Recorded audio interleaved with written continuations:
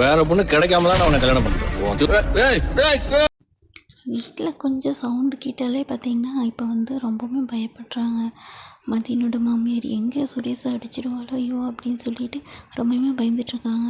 அதே மாதிரி பார்த்திங்கன்னா வெளியில் வந்து சுரேஷும் அதில் ஒன்றும் இல்லாமல் சும்மா ஒரு புக்கு மட்டும்தான் விழுந்துச்சு, மற்றபடிக்கு எதுவுமே இல்லை, நீங்கள் எங்கே இப்படி பயப்படுறீங்க அப்படிங்கிற மாதிரி சொல்கிறீங்க. இல்லைடா மறுபடியும் எங்கேயாவது ஒன்று அடிச்சு போட்டானா என்ன பண்ணுறது, அதுதான் பயமாக இருக்குங்கிறாங்க.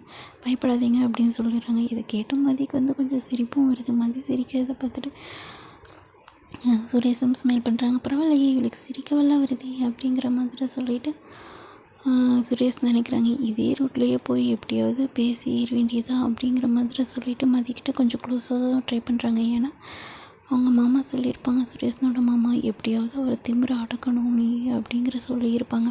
அதுக்காக பார்த்தீங்கன்னா நம்மளால தான் எப்படியோ திமிரை அடக்கணும் இவ திமிரை அப்படின்னு சொல்லிட்டு சுரேஷும் ட்ரை